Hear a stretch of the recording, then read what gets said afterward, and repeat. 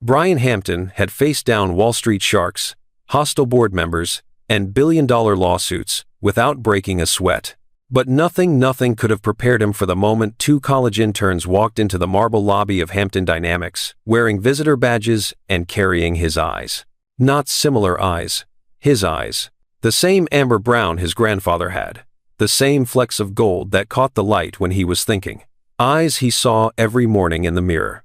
They introduced themselves as Joseph and Mary Miller, twin siblings, excited about the summer program. Miller. The name hit him like a freight train.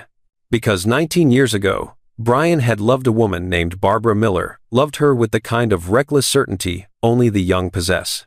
And then, terrified by success crashing into his life too soon, he'd walked away. He never knew she was pregnant. Now his past was shaking his hand in the reception area, calling him sir, and asking where the intern orientation would be held. And the worst part? They had absolutely no idea who he really was. If you've ever looked at someone and realized they held the key to a past you thought you'd buried forever, you know this feeling. That moment when everything you built suddenly feels like it was built on sand. Stay with me on this journey because what happens next will remind you that the past doesn't stay buried. It walks through your door when you least expect it. And if stories about second chances and impossible reunions speak to your soul, subscribe now.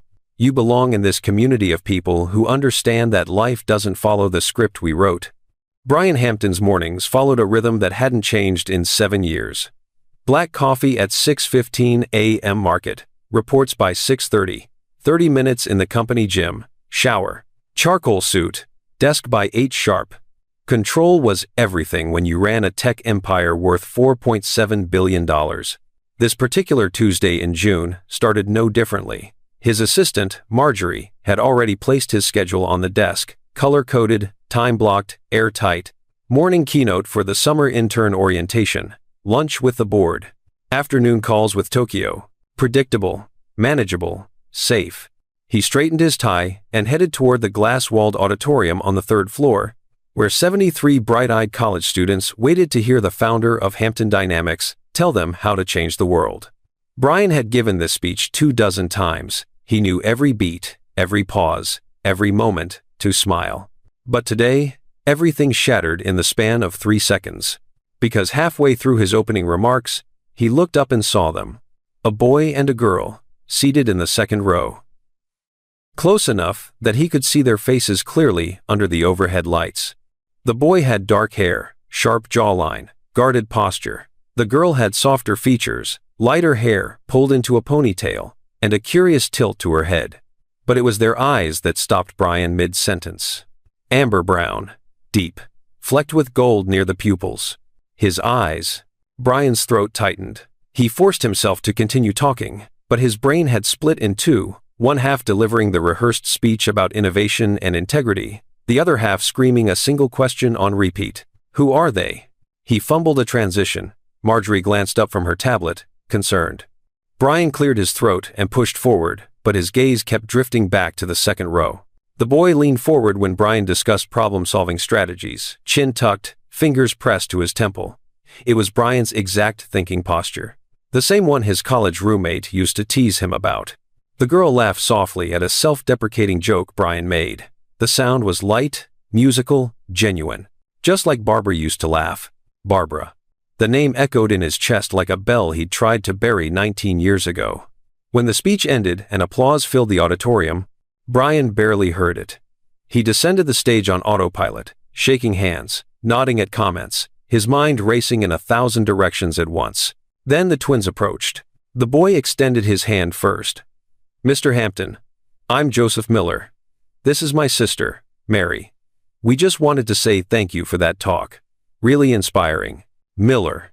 The room tilted. Brian forced his face into a smile and shook Joseph's hand. Firm grip, confident, the kind of handshake Brian's grandfather had taught him to give. Joseph, Brian repeated, his voice sounding strange in his own ears. Mary, it's good to meet you both.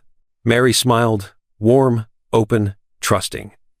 We're really excited to be here, Mr. Hampton. Hampton Dynamics has been on our dream internship list since freshman year. Her phrasing, the cadence, the way she emphasized really, Barbara said things that way. Brian's chest constricted. He managed a few more pleasantries, asked them what departments they'd be rotating through, told them to reach out if they needed anything. Professional, detached, the CEO mask firmly in place. But the moment they walked away, Brian's knees nearly buckled. He retreated to his corner office on the 42nd floor, closed the door, and stood at the floor-to-ceiling windows overlooking the city. Miller. It couldn't be. Barbara Miller had been a chapter of his life he'd closed, locked, buried under years of board meetings and product launches and carefully constructed emotional walls.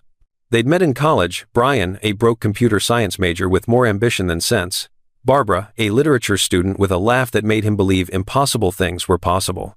She'd believed in him when no one else did. Helped him code his first prototype, stayed up with him through all-nighters, loved him in the uncomplicated way people love before the world gets heavy. And then the investor came. The one who saw potential in Brian's half-finished software. The one who demanded every ounce of focus Brian possessed if this was going to work. Brian panicked. He was 22, terrified of failing, convinced that love was a distraction he couldn't afford. So he ended it. Abruptly, cruelly, in hindsight. He told Barbara he needed to focus, that she deserved someone who could give her more. That it wasn't working. She'd looked at him like he'd driven a knife into her chest, and he'd walked away. That was 19 years ago. He never called, never reached out, never looked back. He told himself it was for the best, that she'd moved on, that they both had. But now, two college students with his eyes and her laugh are working in his building. Brian pressed his forehead against the cold glass. The rational part of his brain fought back. Coincidence. Miller is a common name.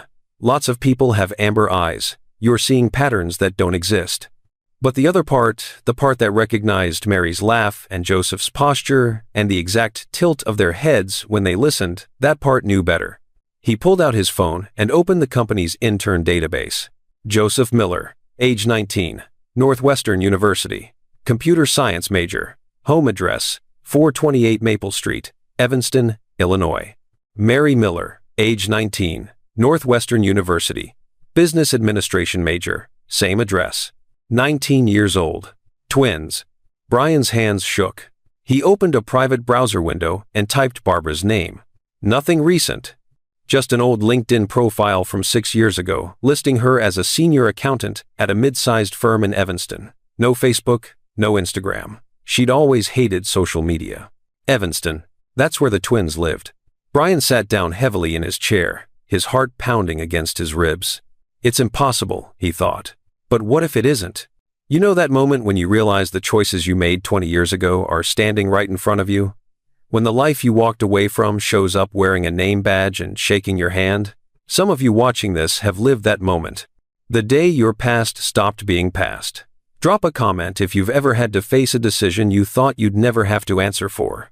Because what Brian doesn't know yet is that recognition is just the beginning. The real reckoning is still coming.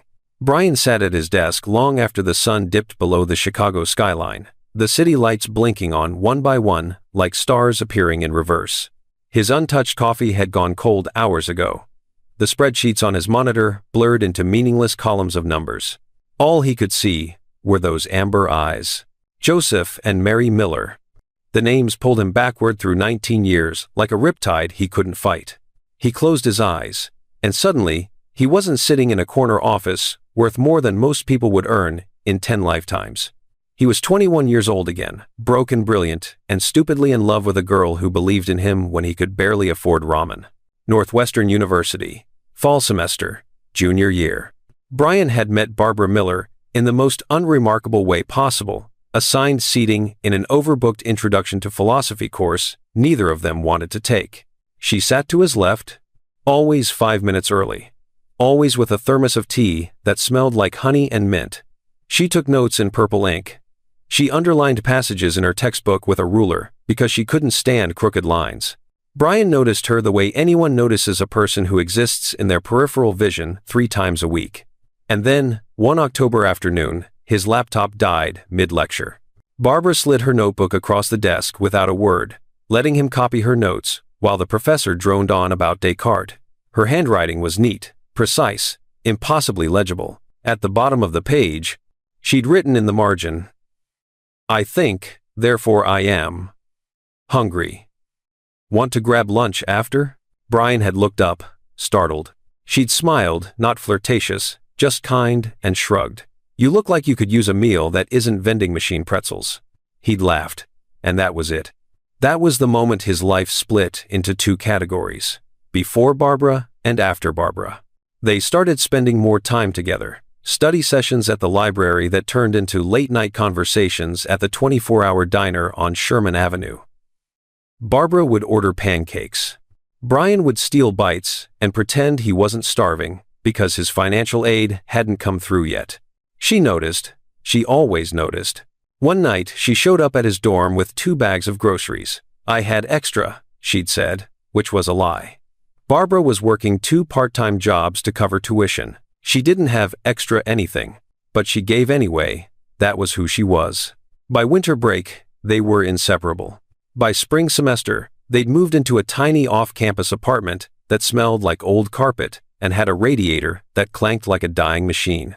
Brian didn't care. It was theirs.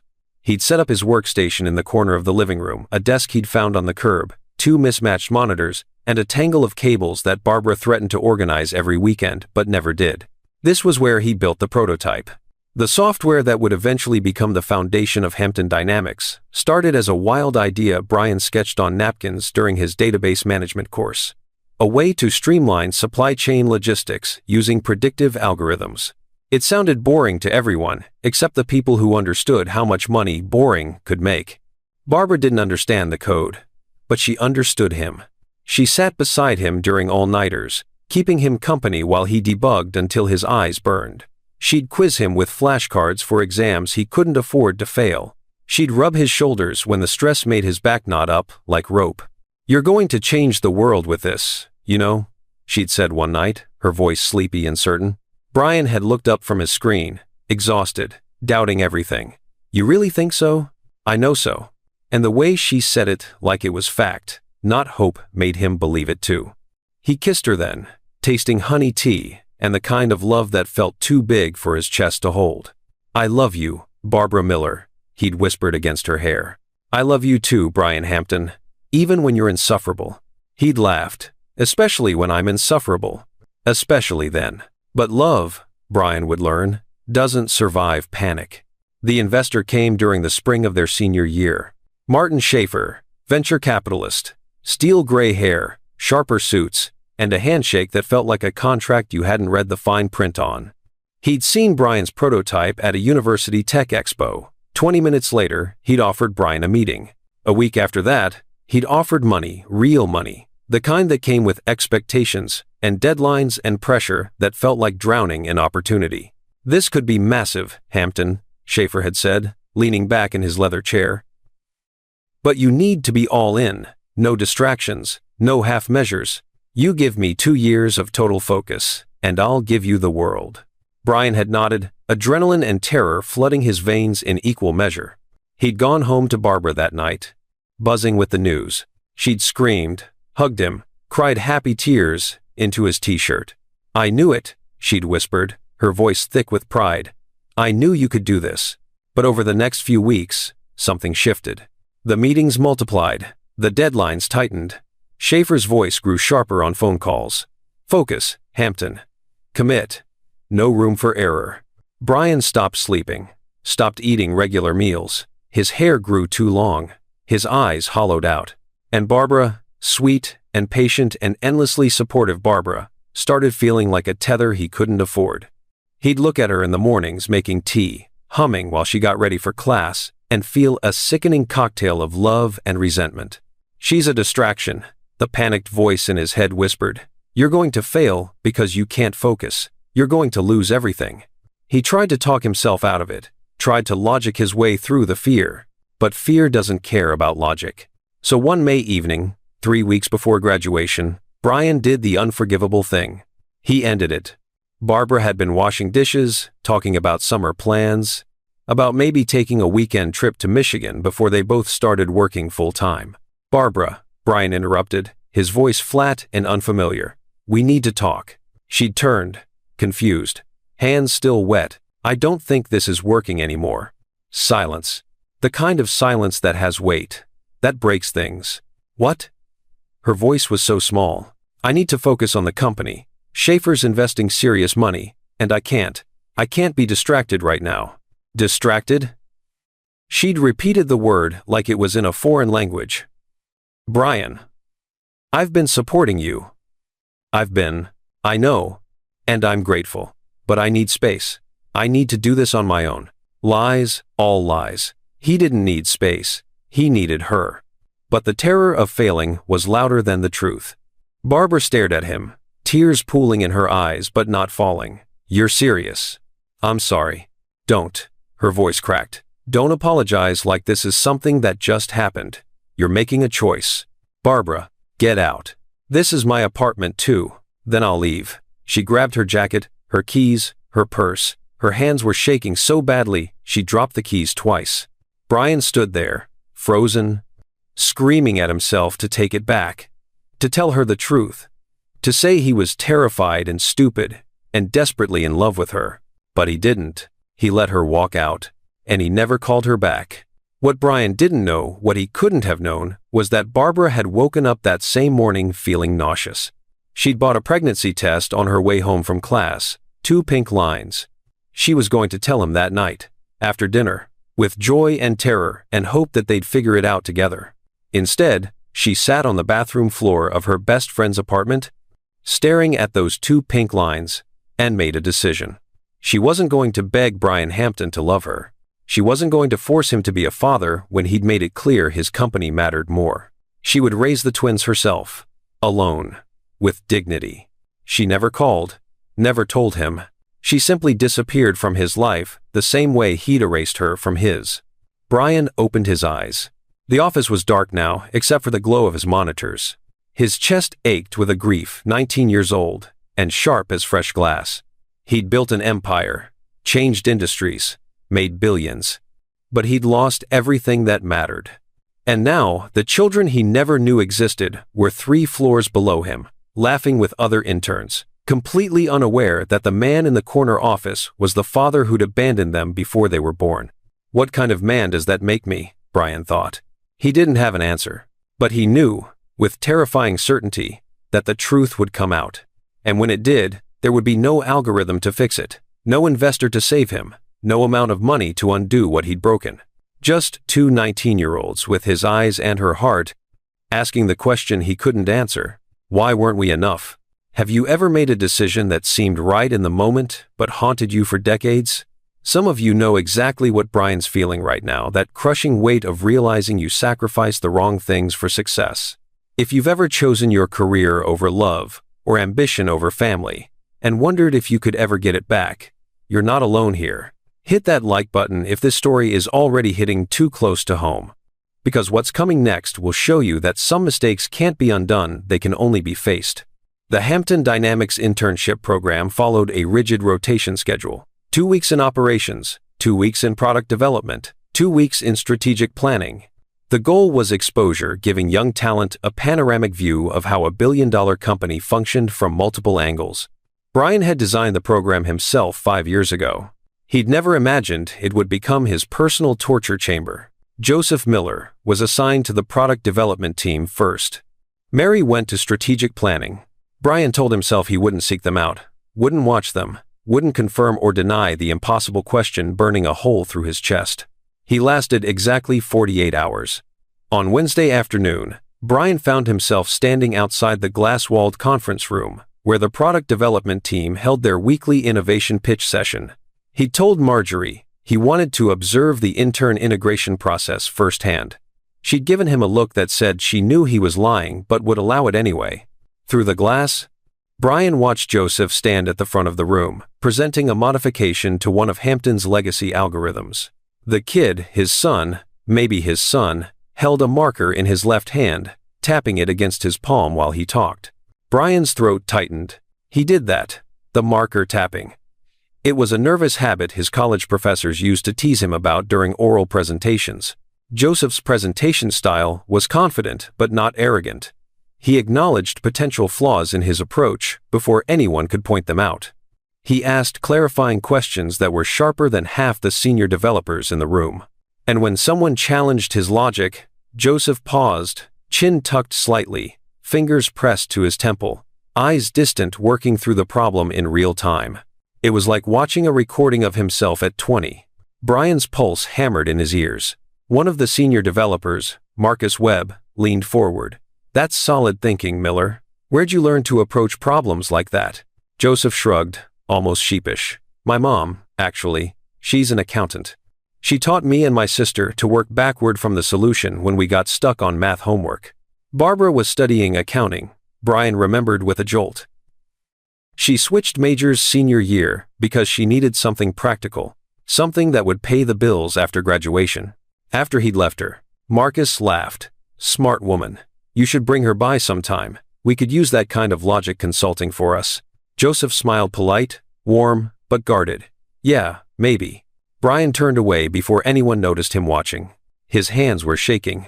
Thursday morning, Brian sat in on a strategic planning brainstorming session. He told himself it was routine executive oversight. It wasn't. Mary Miller sat 3 seats down from him at the long mahogany table, taking notes on a laptop while the team discussed market expansion strategies. She typed, fast fingers flying across the keys, in a rhythm that was almost musical. Every few minutes, she'd pause to tuck a strand of hair behind her left ear. Barbara used to do that, exactly that, the same unconscious gesture when she was concentrating. Then Mary spoke up, her voice clear and thoughtful. "I think we're approaching this backward. Instead of asking what markets can we enter, maybe we should ask what problems exist in markets we're ignoring. That shifts the focus from us to them." The room went quiet. Jennifer Okafor, Hampton's chief strategy officer, raised an eyebrow. "Elaborate." "Well," Mary continued, gaining confidence, "if we lead with problems instead of products, we're more likely to build solutions people actually need rather than solutions we think they need. It's more empathetic, more human." Jennifer nodded slowly, impressed. "That's a really insightful reframe." "Mary, where'd that come from?" Mary smiled, and it was Barbara's smile, soft and a little self-deprecating. "Honestly, my mom always says, people don't care what you know until they know that you care. I guess I just applied it to business strategy." Brian's chest constricted so violently he thought he might be having a heart attack. Barbara used to say that, all the time. It was one of her core philosophies, something she'd learned from her grandmother. Jennifer jotted down notes. "I like that. Let's explore it further." Mary beamed, clearly pleased. And Brian had to excuse himself from the meeting early, mumbling something about an urgent call because he couldn't breathe properly in that room anymore. By Friday, Brian had abandoned all pretense of normality. He pulled the twins' employment files from HR, flagging them as CEO review for program assessment, so no one would question it. Joseph Allen Miller, born the 14th of November, 2006. Current address, 428 Maple Street, Evanston, Illinois. Emergency contact, Barbara J. Miller, mother. Mary Elizabeth Miller, born the 14th of November, 2006. Same address, same emergency contact. The 14th of November, 2006. Brian did the math in his head for the 100th time. He'd ended things with Barbara in May 2006. 9 months later, February 2007. If Barbara had been pregnant when he left, no. The twins were born in November 2006. That meant Barbara would have been pregnant in February or March of that year, which meant they'd still been together. Brian's vision blurred. She'd been pregnant, while they were still happy, while she was still bringing him groceries and quizzing him with flashcards and believing in him. And he'd walked away from her 2 months before she would have started showing. The implications gutted him. He pulled up the employee portal and found the twins' academic records, listed as part of their application materials. Both had attended Evanston Township High School. Both had strong GPAs. Joseph had won a regional coding competition. Mary had been editor of the school newspaper. Under parent, guardian information, Barbara's name appeared alone. Father, not listed. Brian stared at those 2 words until they burned into his retinas. Not listed. Because he hadn't been there, hadn't known, hadn't been given the chance to be listed. Or maybe, and this thought was worse, because Barbara had decided he didn't deserve to be. That night, Brian stayed late at the office, long after everyone else had gone home. The city stretched out below him, Millions of lights representing millions of lives he'd never touch, never know, never impact. He'd built an empire. But he'd missed 19 years of his children's lives. If they're even mine, he reminded himself weakly. You don't have proof, just coincidences, just familiar mannerisms and a last name. But deep down, beneath the denial and the fear, he knew. He'd known the moment he saw their eyes. Brian opened the bottom drawer of his desk, the one he never opened, the one filled with things he should have thrown away years ago, but couldn't. Underneath old business cards and a broken watch, he found it. A photograph, creased and faded, taken on a disposable camera at some college party neither of them had wanted to attend. Barbara Miller, age 21, smiling at the camera with her head tilted against Brian's shoulder, her eyes bright, her laugh frozen mid-sound. Brian held the photo with trembling hands. He looked at Barbara's face. Then he pictured Mary's smile. Joseph's eyes. The resemblance wasn't subtle, it was undeniable. What if these two brilliant interns are mine? He whispered to the empty office. The question hung in the air like smoke, heavy and suffocating. And for the first time in 19 years, Brian Hampton, the man who'd built an empire on calculated risks and data-driven decisions, had absolutely no idea what to do next. Because there was no algorithm for this. No spreadsheet that could quantify the weight of 2 decades of absence. No investor pitch that could make up for missing first words, first steps, first heartbreaks. Just 2 19-year-olds working 3 floors below him who had his grandfather's eyes and their mother's heart, and a truth that was about to detonate everything. You're watching a man realize that success isn't measured in stock prices or corner offices. It's measured in the moments you showed up for the people who needed you. How many of you built something incredible but lost someone irreplaceable along the way? This story is for every woman who sacrificed love for a dream and wondered if it was worth it. Subscribe if you're ready for stories that don't shy away from the hard truths about the choices we make. Because Brian's about to discover that the past doesn't just knock politely, sometimes it breaks down the door. Monday arrived with the kind of weather that felt like a cosmic joke. Bright, cloudless, aggressively cheerful. Brian sat at his desk, reviewing quarterly projections, forcing himself into the familiar rhythm of spreadsheets and forecasts. If he could just focus on numbers, on predictable data, maybe he could silence the chaos in his head. Maybe he could stop seeing Joseph's thinking posture in every quiet moment. Maybe he could stop hearing Barbara's inflections in Mary's voice. His phone buzzed. Email notification. From Mary Miller. Subject: Strategic Planning Draft, Market Expansion Analysis. Attachment: SP, Draft Report, November 2025. PDF. Brian opened it without thinking. Standard intern work. Mary had been tasked with compiling research on emerging markets in Southeast Asia. Entry-level analysis.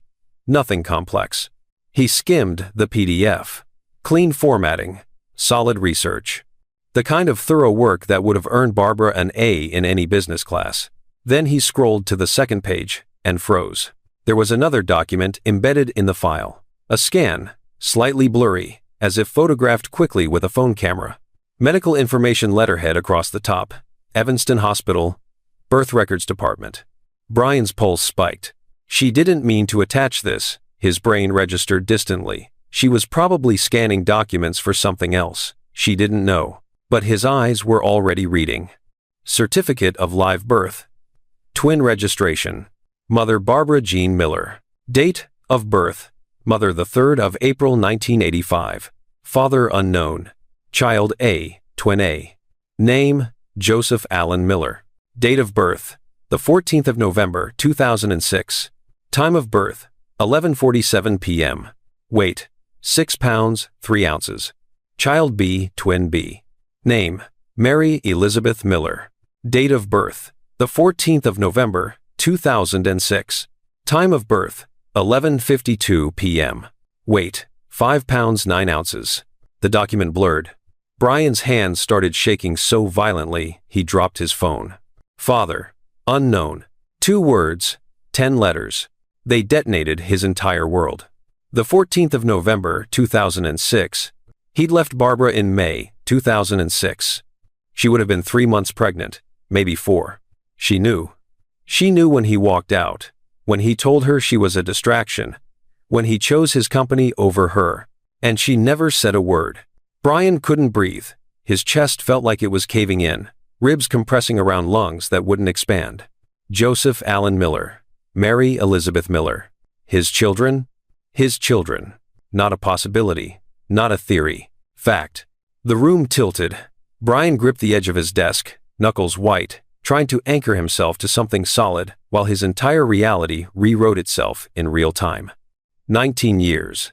First steps he never saw. First words he never heard. First days of school, scraped knees, birthday parties, high school graduations, an entire lifetime of moments he'd been absent from because he was too terrified and stupid to stay. A sound escaped his throat, something between a sob and a gasp. Father. Unknown. Not father. Brian Hampton. Not father. Absent by choice. Just unknown. As if he'd never existed at all. And maybe, Brian thought with crushing clarity, to Joseph and Mary, he hadn't. He was just the billionaire CEO they called Mr. Hampton during presentations. A stranger in a charcoal suit who signed their internship paychecks. Nothing more. His phone buzzed again. A follow-up email from Mary. Mr. Hampton, I am so sorry, I just realized I accidentally attached a personal document to that file. Please disregard the second page. I'll resend a clean version immediately. Again, my apologies for the unprofessionalism. Best, Mary Miller. Brian stared at the message. She was panicking, embarrassed, probably terrified she'd just sabotaged her internship by sending private medical records to the CEO. She had no idea she'd just confirmed what he'd suspected for 2 weeks. She had no idea the man reading her apology email was her father. Brian stood abruptly, his chair rolling backward and slamming into the credenza. Marjorie's voice crackled through the intercom. Mr. Hampton? Your 2 p.m. with the board is in 10 minutes. Should I? Cancel it, Brian interrupted, his voice hoarse and unfamiliar. Silence. Then, cautiously, cancel the board meeting. Cancel everything. Today. This week. I don't care. Tell them. Tell them it's a family emergency. Because it was. It was the biggest emergency of his life. Mr. Hampton, are you? Brian grabbed his keys and walked out without answering. The drive to Evanston took 40 minutes in midday traffic that felt like hours. Brian's hands gripped the steering wheel so tightly his fingers went numb. His mind oscillated between fury and grief. Between rage at Barbara for hiding this, and rage at himself for giving her reasons to. She should have told me, one voice screamed. You didn't deserve to know, another whispered back. Both were true. Both were unbearable. 428 Maple Street materialized in front of him. A small, well-maintained 2-story house with blue shutters, and a garden that looked lovingly tended. A tire swing hung from an old oak tree in the front yard. Joseph and Mary grew up here, Brian realized. This is where they learned to walk, to read, to become the people they are. And he'd never seen it before today. He sat in his car for 5 full minutes. Engine off, heart hammering. What am I going to say? Hello, Barbara. I found out we have children. Surprise? Why didn't you tell me? I'm sorry. Every option felt inadequate, pathetic. But staying in the car felt worse. Brian forced himself out and walked up the stone pathway to the front door. His legs felt disconnected from his body, moving on autopilot, while his brain screamed at him to run. He raised his hand. Knocked. 3 sharp raps that sounded too loud, too final. Footsteps inside, muffled, getting closer. The door opened, and there she was. Barbara Miller. 19 years older, hair shorter, streaked with gray she hadn't tried to hide. Laugh lines around her eyes, exhaustion etched into her face in ways that hadn't been there in college. But her eyes, those eyes, were the same. And the moment she saw him, they widened with pure, undiluted shock. Brian? His name on her lips after 19 years of silence hit him like a physical blow. He opened his mouth. Nothing came out. Barbara's expression shifted from shock to something harder, defensive. Her hand tightened on the doorframe. What are you doing here? 3 words. Quiet, controlled. But underneath, Brian heard everything she wasn't saying. How dare you? You have no right. After 19 years, you show up now? Brian finally found his voice, though it came out broken. Desperate. Barbara, he whispered. Why didn't you tell me? Her face didn't change. But her eyes filled with something that looked like old grief mixed with fresh rage. And in that moment, standing on her doorstep trembling, Brian understood. The reckoning he'd avoided for 19 years had finally arrived, and there was nowhere left to run. Ladies, have you ever had to face someone from your past and explain why you made the choices you did? Barbara's standing at that door, carrying 19 years of single motherhood on her shoulders. She raised 2 children alone, while the man who left her became a billionaire. If you've ever had to be mother and father because someone else chose not to show up, you understand what's about to happen. Comment below if you know what it feels like to carry that kind of weight alone, because this confrontation, it's been 19 years in the making, and it's going to be brutal. They stood frozen on opposite sides of the threshold, Brian on the weathered welcome mat, Barbara gripping the doorframe like it was the only thing keeping her upright. 19 years collapsed into a single moment.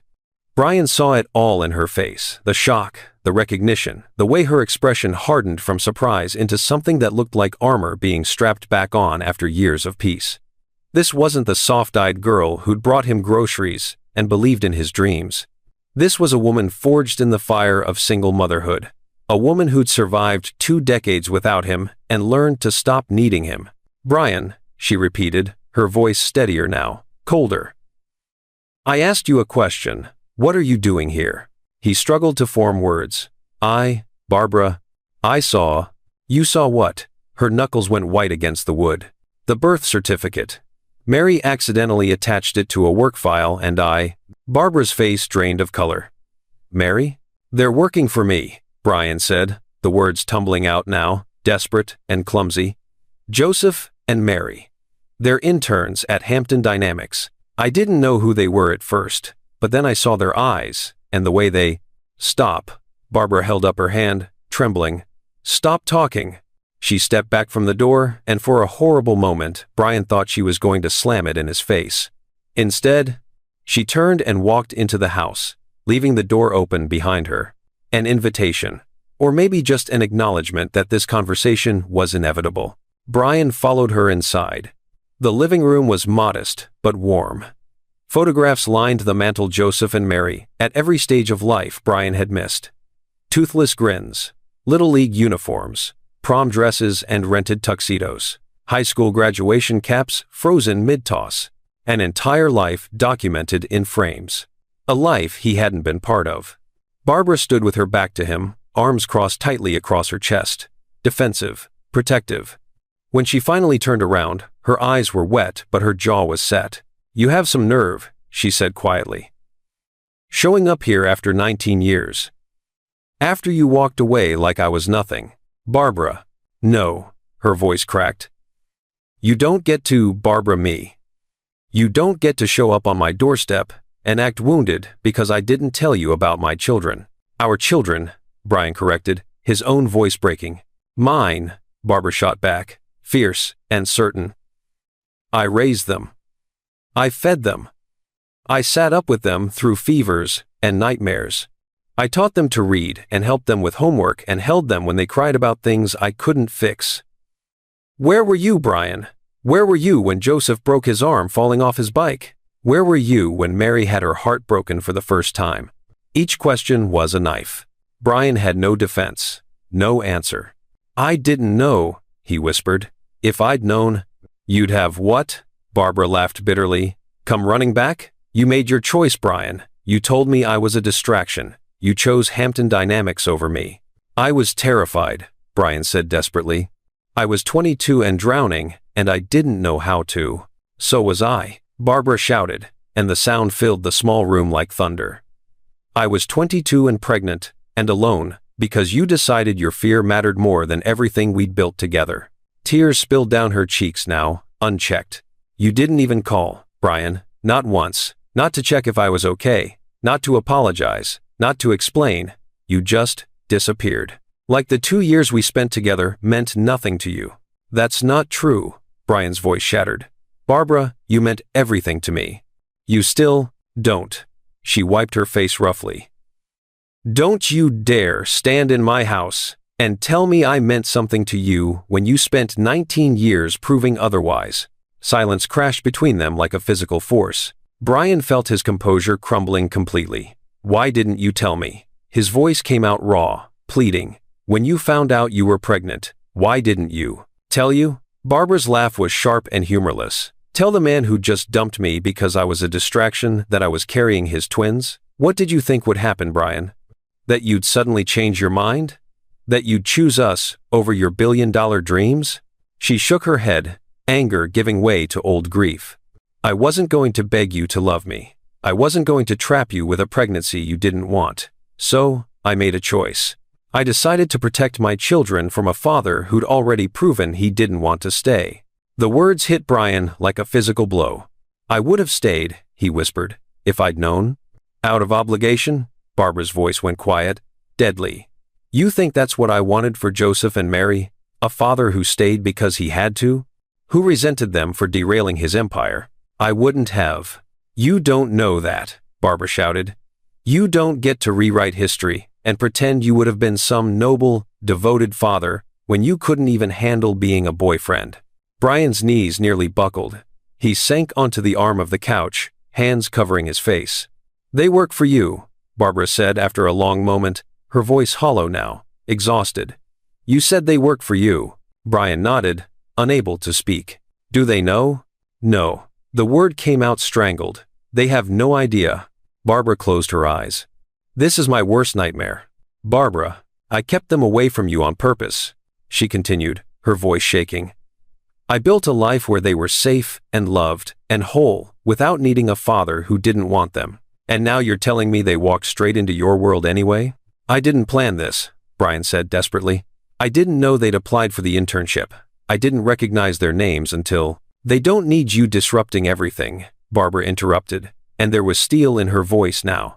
They have lives, Brian. Good lives. Joseph is brilliant, top of his class, full scholarship. Mary's the same. They're happy, adjusted. They don't sit around pining for a father they never met. Don't I have a right? A right? Barbara's eyes flashed. You forfeited your rights 19 years ago when you walked out that door. That's not fair. Fair? Barbara's laugh was bitter. You want to talk about fair? I raised twins alone while you built an empire. I worked 2 jobs while going to night school so I could give them a better life. I missed sleep and meals, and any semblance of a social life, so they'd never feel the absence of a father. Don't talk to me about fair, Brian. The truth of it crushed him. She was right. She'd done everything, sacrificed everything. And he'd done nothing but succeed in the exact ways he'd been too terrified to fail. What do you want from me? Barbara asked finally, her voice cracking with exhaustion. Why are you really here?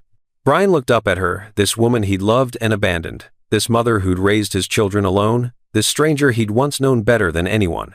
I want to be their father, he whispered. Barbara's face crumpled. You can't just decide that now, she said, tears streaming again.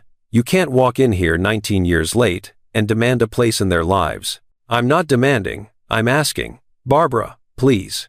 They're adults now, Barbara said firmly. They get to decide if.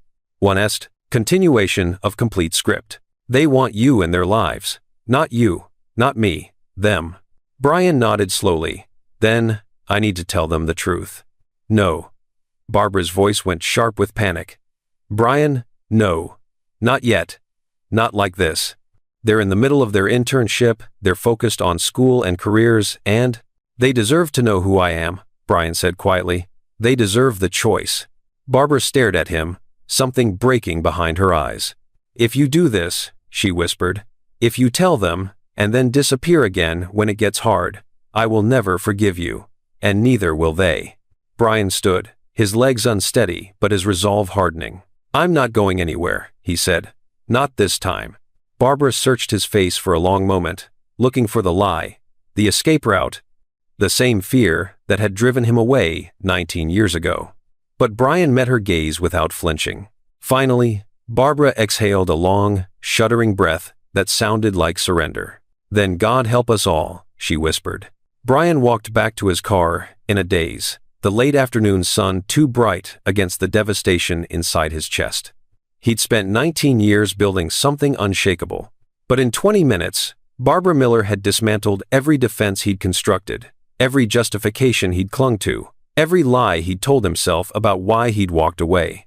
He sat in the driver's seat, hands shaking, and realized the hardest conversation hadn't even happened yet. He still had to tell Joseph and Mary the truth. He still had to look into those amber eyes and say the words that would change everything. I'm your father, and I'm sorry. How many of you have carried a secret so heavy it changed the shape of your life? Barbara spent 19 years protecting her children from a father who didn't choose them.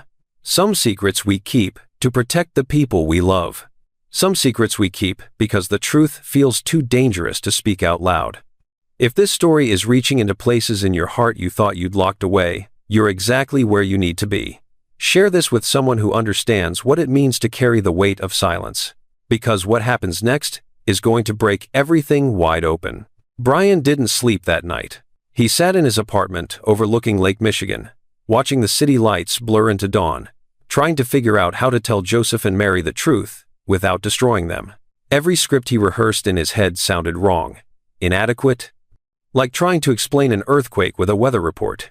By the time his alarm went off at 6 a.m., he'd abandoned all pretense of a plan and simply resolved to tell them today, before he lost his nerve.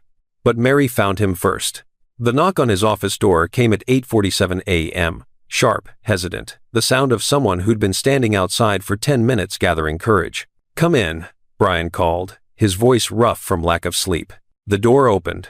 Mary Miller stepped inside, and Brian's heart stopped. She looked smaller than usual, younger. Her face was pale, her eyes red-rimmed, like she'd been crying or trying not to. She clutched her phone in both hands like a lifeline. "Mr. Hampton," she said, her voice barely above a whisper. Do you have a minute?" Brian stood immediately, alarm flooding his chest. "Mary, of course, sit down. Are you okay?" She didn't sit. Instead, she closed the door behind her and stood there, trembling, staring at him with an expression that made Brian's stomach drop. Recognition, confusion, grief. Oh God, Brian thought. She knows. "I need to ask you something," Mary said, her voice shaking. "And I need you to be honest with me." Brian's mouth went dry. "Okay." Mary took a breath, the kind people take before jumping off a cliff. "Last night I went home to grab something from my mom's room," she began, words tumbling out in a rush, "and I saw a picture on her nightstand, an old one, college-aged, a guy with his arm around her, both of them laughing." She looked up at Brian, eyes glistening. "It was you." The world tilted. Brian opened his mouth, but nothing came out.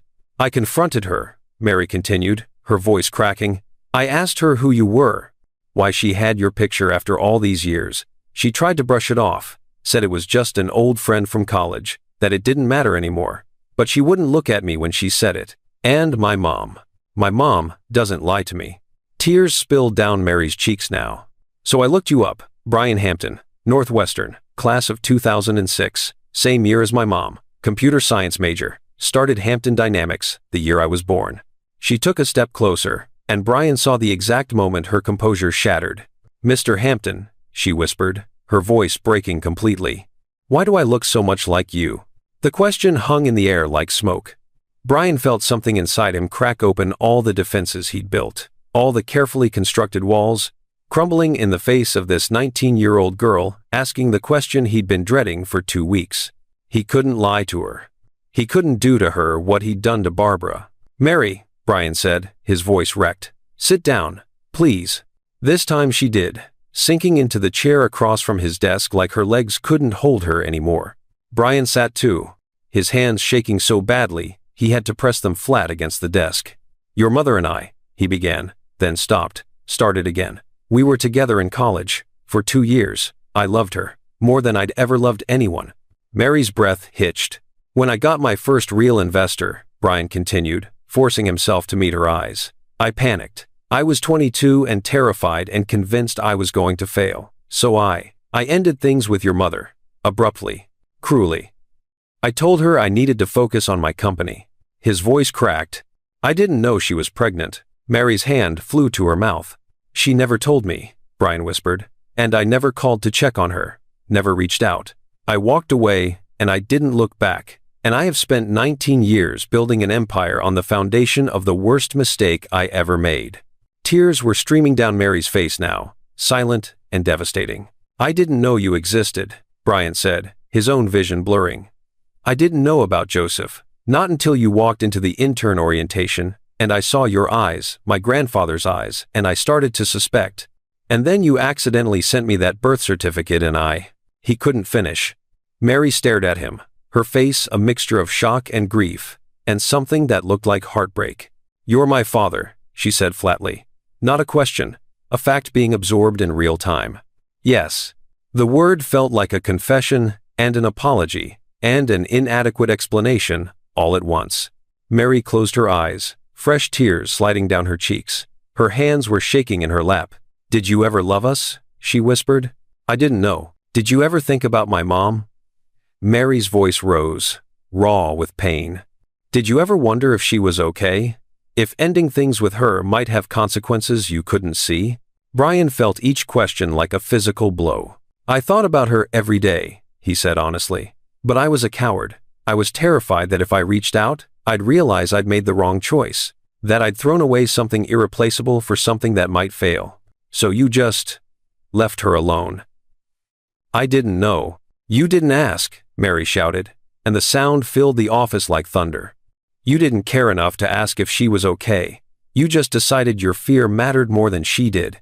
The same words Barbara had used. The same wound, reopened. Brian had no defense. You're right, he whispered. You're absolutely right. Mary wiped her face roughly, trying to compose herself, and failing. My mom raised us alone, she said, her voice shaking with rage and grief. She worked 2 jobs. She went to night school. She missed sleep and meals, so we could have everything we needed. She was there for every scraped knee, every school play, every moment that mattered. She looked up at Brian with red, swollen eyes. And you were here, building this. She gestured around the office, the floor-to-ceiling windows, the expensive art, the view that cost more than most people's homes. You built an empire while she built a family. Brian felt the truth of it crush him. I know, he said, his voice barely audible. And I'm sorry, Mary. I'm so. Don't. Mary held up her hand, trembling. Don't apologize like it fixes anything. Silence crashed between them. Then Mary asked the question that broke him completely. Why weren't we enough to stay for? Her voice was small, childlike. The voice of every kid who'd ever wondered why a parent left. And Brian shattered. You would have been. He choked out, tears spilling down his face now. If I'd known about you, if I'd stayed, you would have been everything. But I was 22 and stupid and terrified, and I made a choice that destroyed the best thing I ever had. Mary stared at him, this man who was her father, this stranger who shared her eyes, this billionaire who'd missed her entire life. I don't know what to do with this, she whispered. I don't either, Brian admitted. More silence, heavy, suffocating. Then Mary stood, her movements slow and mechanical, like she was moving through water. I need to go, she said quietly. Mary, I need to process this. I need to. I can't be here right now. She walked toward the door, each step deliberate. Brian stood, desperate. Mary, please. Can we? She turned back, and the look on her face stopped him mid-sentence. It wasn't anger. It was grief. Pure, devastating grief for the father she'd never had, and the family that had been stolen from her before she was even born. I had a good childhood, Mary said softly. My mom made sure of that. Joseph and I never felt like we were missing anything because she loved us enough for 2 parents. Her voice cracked. But now I know we were missing something, and I don't know how to forgive you for that. I don't know if I ever can. She opened the door. Mary, Brian whispered, his voice breaking. I'm sorry. I'm so sorry. She paused in the doorway, her back to him. So am I, she said quietly. And then she walked out. The door closed with a soft click that sounded like an ending. Brian stood alone in his office, surrounded by everything he'd built, everything he'd achieved, everything he'd sacrificed his family for. And for the first time in 19 years, he understood exactly what he'd lost. Everything that mattered. Ladies, that question Mary just asked, why weren't we enough to stay for? That's the question every abandoned child carries in their heart, isn't it? Whether your father left, or your husband walked out, or someone chose their dreams over your family, that question doesn't have an age limit. 65-year-old women are still asking it about fathers who left when they were 5. If you felt that question in your bones, leave a heart emoji in the comments, because you're not alone in carrying that weight. And what's about to happen next will show you that sometimes the hardest truth is the one we have to speak to our own children. Brian didn't have time to collect himself before the storm hit. 2 hours after Mary walked out, his office door slammed open so hard it ricocheted off the wall. Joseph Miller stood in the doorway, chest heaving, fists clenched at his sides, eyes blazing with a rage so pure it seemed to electrify the air around him. Marjorie appeared behind him, flustered. "Mr. Hampton, I'm so sorry. He just—" "Get out," Joseph said, his voice low and dangerous. Not to Brian, to Marjorie. "Joseph," Brian started. "I said get out," Joseph repeated, louder now, still staring at Brian with an intensity that could cut steel. Marjorie looked at Brian, uncertain. Brian nodded once. "It's okay, Marjorie. Close the door, please." She retreated quickly, pulling the door shut behind her. The silence that followed was suffocating. Joseph stood there, trembling with barely contained fury, his jaw working like he was physically biting back words, too venomous to release all at once. Brian had faced down hostile investors, cutthroat competitors, boardroom coups, none of it compared to standing in front of his son, this young man he didn't know, this stranger who shared his blood and waiting for the verdict he knew he deserved. "Mary told me," Joseph finally said, his voice shaking. "Everything." Brian's throat tightened. "Joseph, don't." Joseph held up his hand, and Brian saw it was trembling. "Don't say my name like you have the right to. You don't get to do that." The words landed like physical blows. "You left her," Joseph continued, his voice rising. "You left my mother, pregnant, with twins, and you never looked back." "I didn't know." "You didn't ask," Joseph shouted, and the sound exploded through the office. "You didn't care enough to check. You just decided your company mattered more than the woman who loved you, and you walked away." Brian felt tears burning behind his eyes, but forced them back. Joseph didn't need to see him cry. Joseph needed to rage. "You're right," Brian said quietly. Joseph blinked, thrown by the admission. "I didn't ask," Brian continued, his voice steady despite the devastation tearing through his chest. "I was a coward.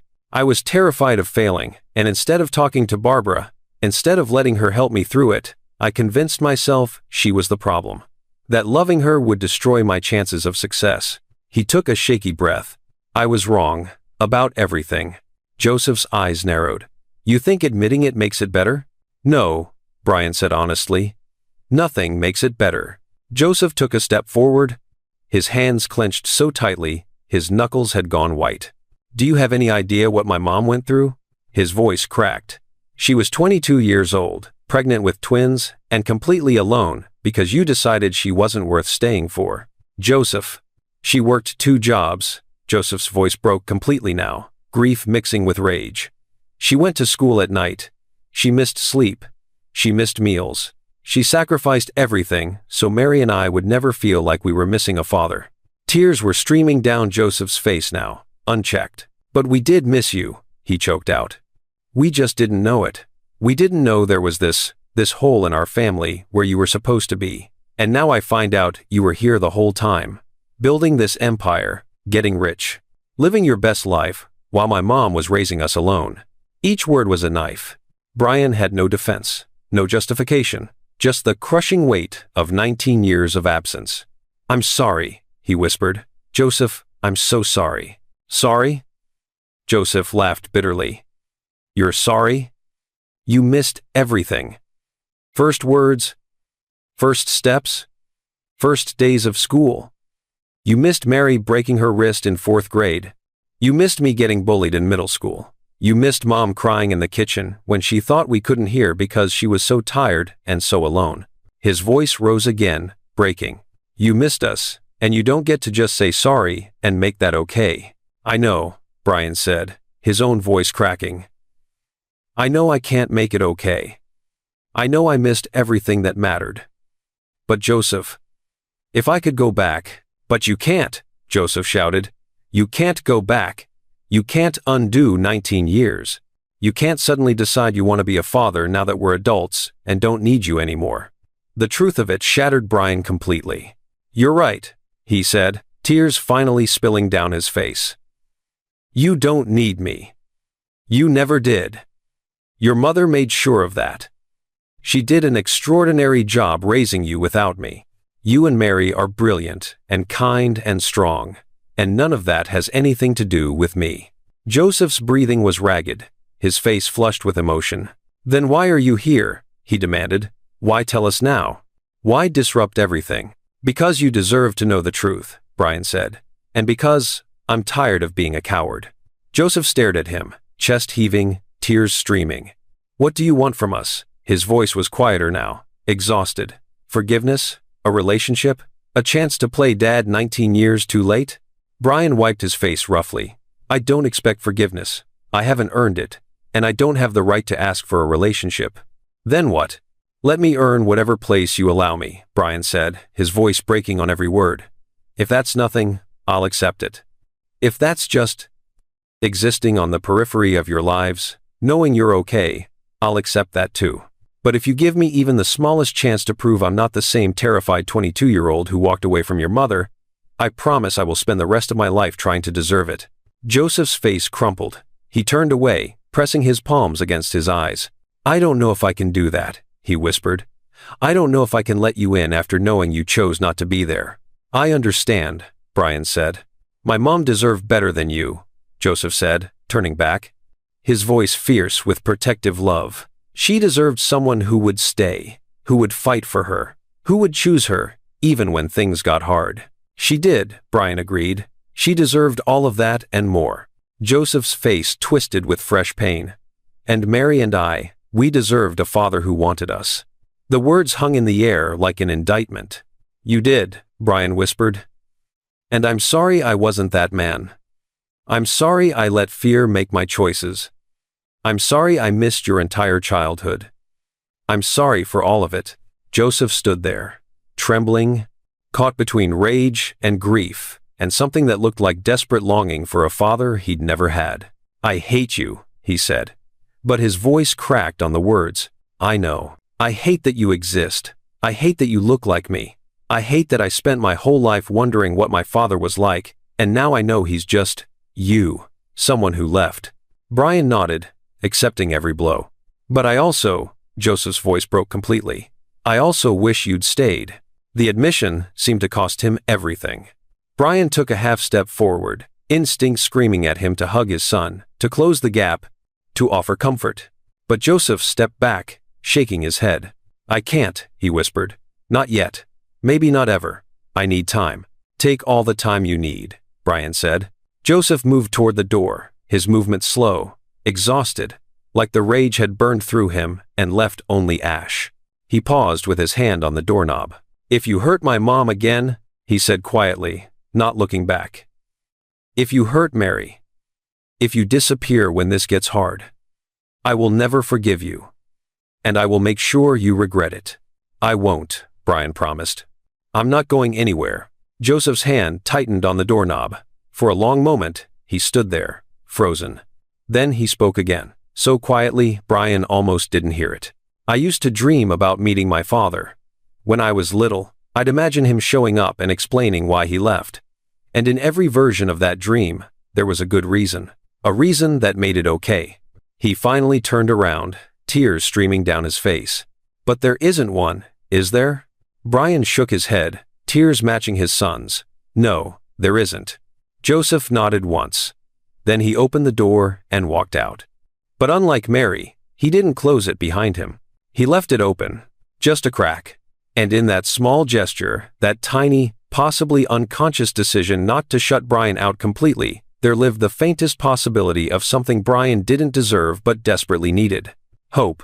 That open door Joseph left behind, that's what grace looks like when it's still deciding whether to fully arrive.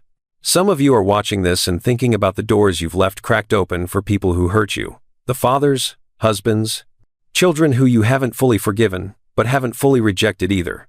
That in-between space is where healing begins. Messy, uncertain, painful healing. If you know what it's like to leave a door open when everything in you wants to slam it shut, hit subscribe. You're in the right place. Because what comes next will show you why those open doors matter more than we realize. The crisis hit Hampton Dynamics at 3:47 a.m. on a Thursday morning. Brian's phone erupted with calls the chief technology officer, the head of security, board members demanding answers. A catastrophic vulnerability in Hampton's cloud infrastructure had been discovered, not by internal teams, by a hacker collective threatening to expose client data from Fortune 500 companies unless Hampton paid $50 million within 72 hours. The breach could destroy everything Brian had built. By 6 a.m., the executive team had assembled in the war room a windowless conference space designed for exactly this kind of disaster. Laptops lined the table. Coffee appeared in endless waves. Tension thickened the air until breathing felt difficult. Brian stood at the head of the table, exhausted and hollow. He'd barely slept since Joseph and Mary had confronted him. Now his company was imploding.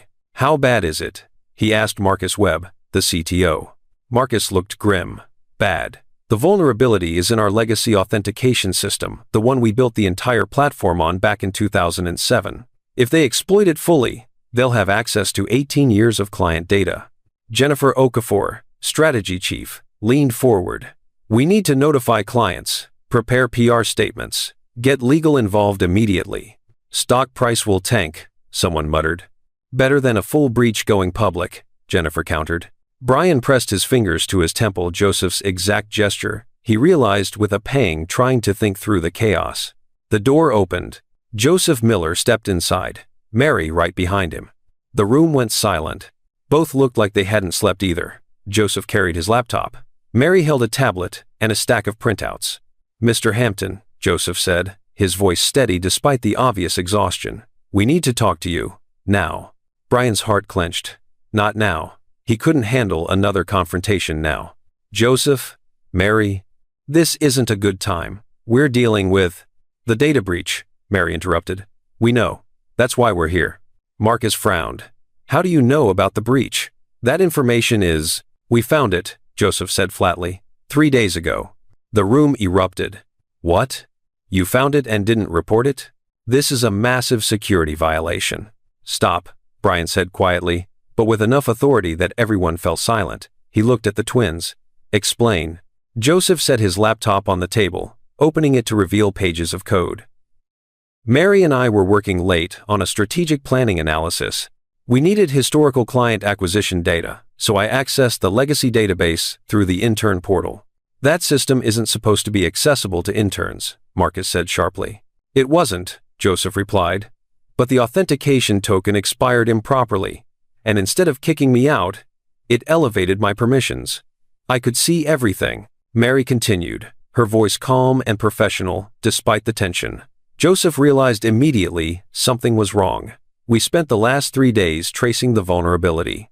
It's not just in the authentication system, it's in how the legacy code interfaces with the new cloud infrastructure." She handed her tablet to Marcus, who scanned it with widening eyes. "We found the exact exploit the hackers are using," Joseph said, "and we found the fix." Brian stared at them.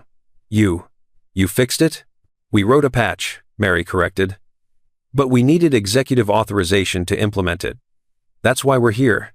Marcus was scrolling through Mary's documentation, his expression shifting from skepticism to astonishment. This is actually brilliant. If this works, it will work," Joseph said with quiet confidence. "We've tested it in a sandbox environment. The patch closes the vulnerability without disrupting current operations." Jennifer looked between the twins and Brian. "Who are these interns?" Before Brian could answer, Mary pulled out another document. "We also traced the hacker collective. They're not sophisticated, they found the vulnerability by accident. If we implement the patch and notify the FBI, we can shut them down before they go public." The room exploded into motion. Marcus grabbed Joseph's laptop.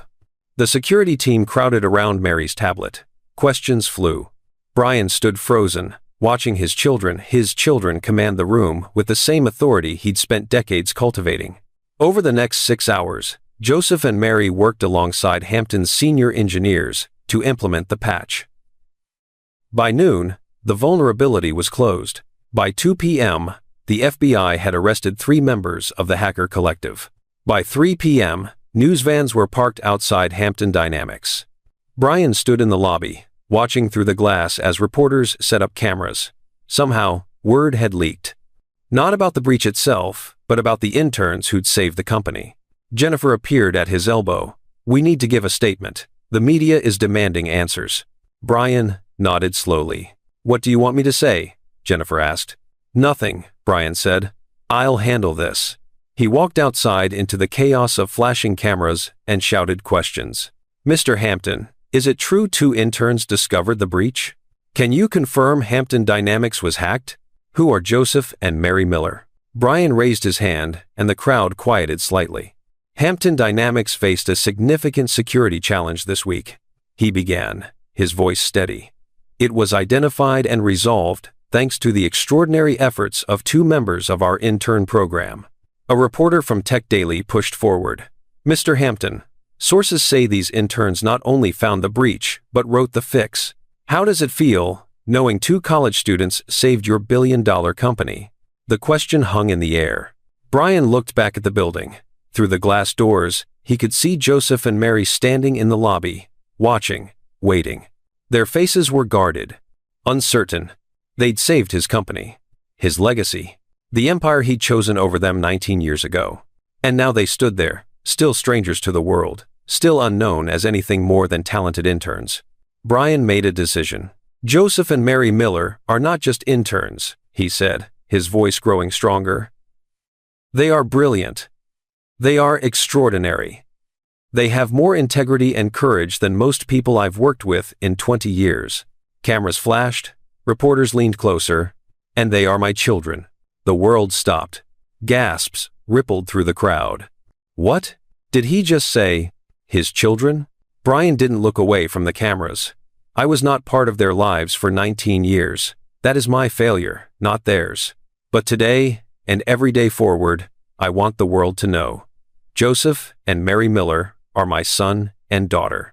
And I am more proud of them than anything else I have ever accomplished." The lobby doors opened.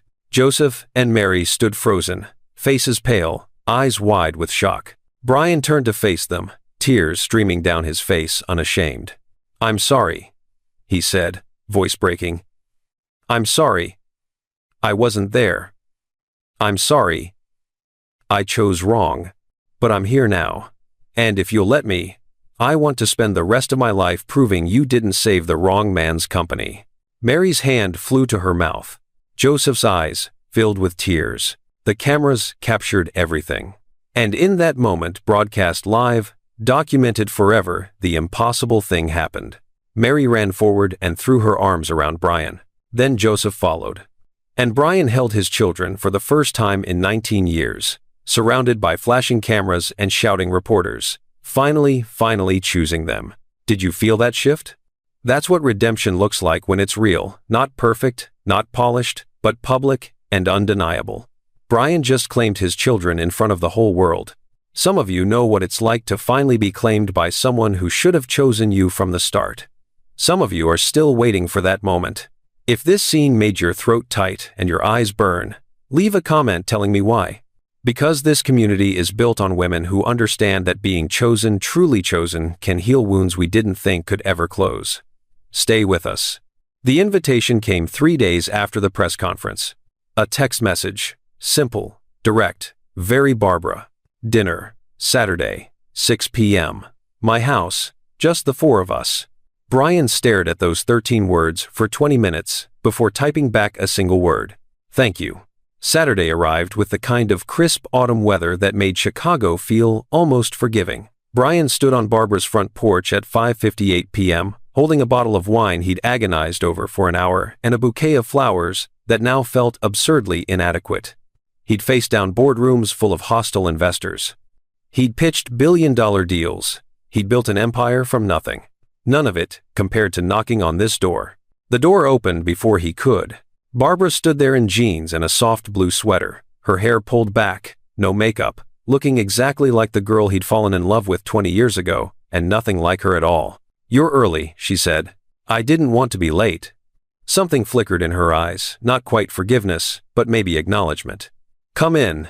The dining room table was set for 4. Blue ceramic plates Barbara had probably owned for years. Mismatched cloth napkins. A centerpiece of fresh sunflowers that looked like something Mary had picked up at the farmer's market. It was modest, warm, lived in. Everything Brian's penthouse apartment wasn't. Joseph sat at one end of the table, shoulders tense, jaw tight. He didn't look up when Brian entered.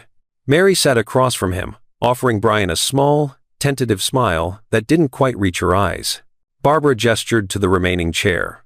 "Sit," Brian did, setting the wine and flowers on the counter first, suddenly aware of how out of place they looked in this kitchen that had functioned perfectly well without his contributions for 19 years.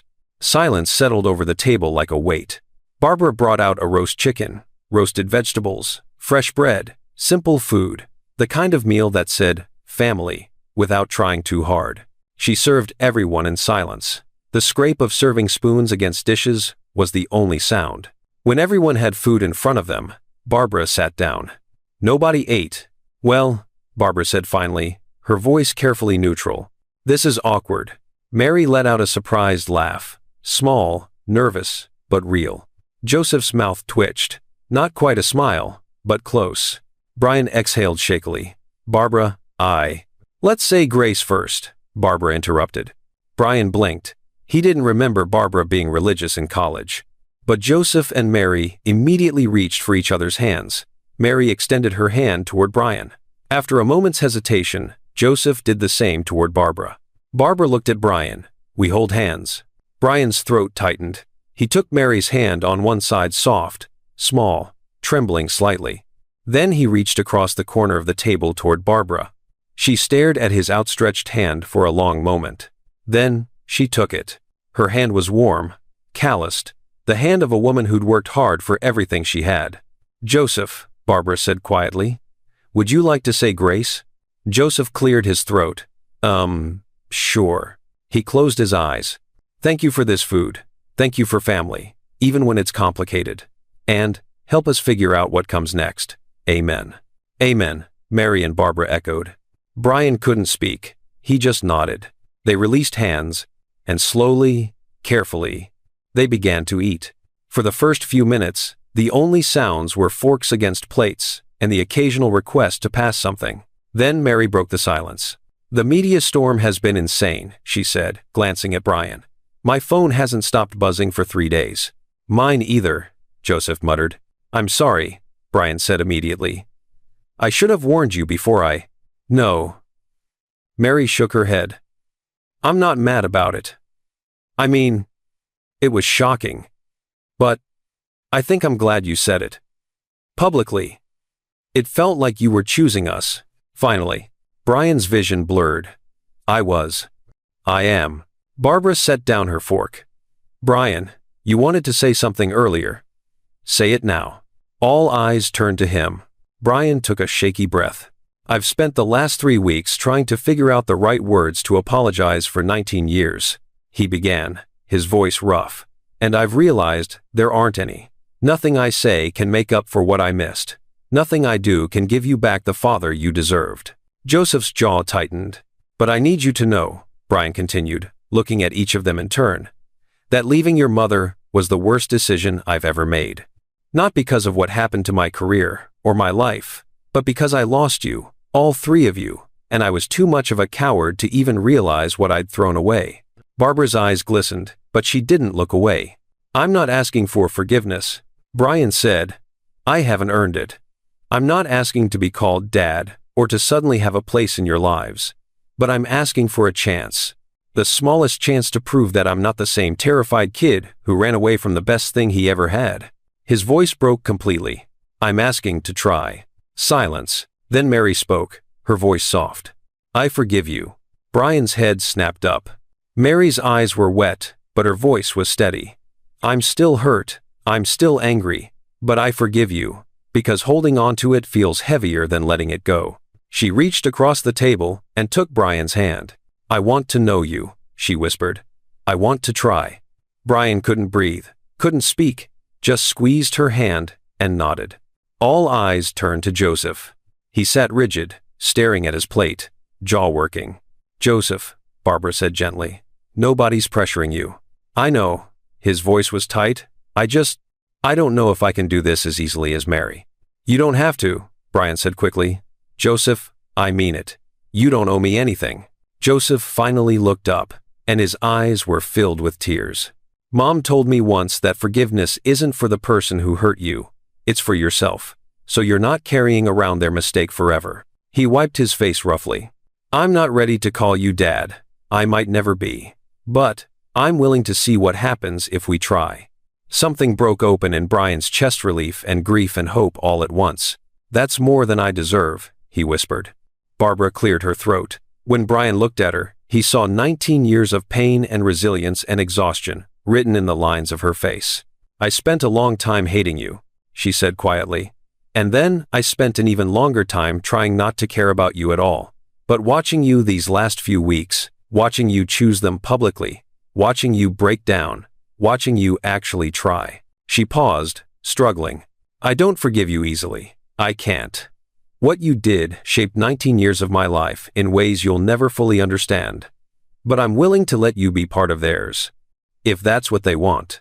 It is, Mary said immediately. I think so, Joseph added quietly. Barbara nodded. Then we'll figure it out. All of us, together. Brian looked around the table at the woman he'd loved and lost, at the children he'd never known, at this family he hadn't built, but desperately wanted to be part of. Thank you, he whispered. All of you. Thank you. Mary smiled, genuine this time. So, can we eat now? This chicken is getting cold. Laughter broke the tension. Small, tentative, but real. They ate. And as forks clinked and conversations started hesitant at first, then gaining momentum, something shifted. The four of them weren't strangers anymore. They weren't quite a family yet either. But they were trying. And in that modest dining room, with mismatched napkins and simple food and 19 years of absence between them, they shared something neither money nor time could buy. A beginning, the first real meal together. The first chapter of a life none of them expected, but all of them were willing to write. Together, this is where I want to leave you tonight, dear ones. At the table, with the family that almost wasn't. Because that's where healing really happens. Not in grand gestures or tearful apologies, but in the quiet decision to pass the potatoes and try again. How many of you are sitting at tables right now with people you're learning to forgive, or maybe you're the one hoping to be forgiven? Either way, you belong here. Subscribe and join this community of people who know that broken families can sit down to dinner together and call it progress. Share this story with someone who needs to know it's never too late to choose differently. And drop a comment telling me, what does forgiveness look like in your family? Because every story matters. Every choice to try again matters. And you, yes, you watching this right now, you matter. Welcome home. Sometimes the story we're meant to live isn't the one we planned. Sometimes it's the one we almost destroyed, but found the courage to rebuild. And sometimes the greatest legacy isn't what we build alone, it's who we choose to become when given a second chance. This is their story. A family fractured and reformed. Imperfect, fragile, but real. And that's where all the best stories begin.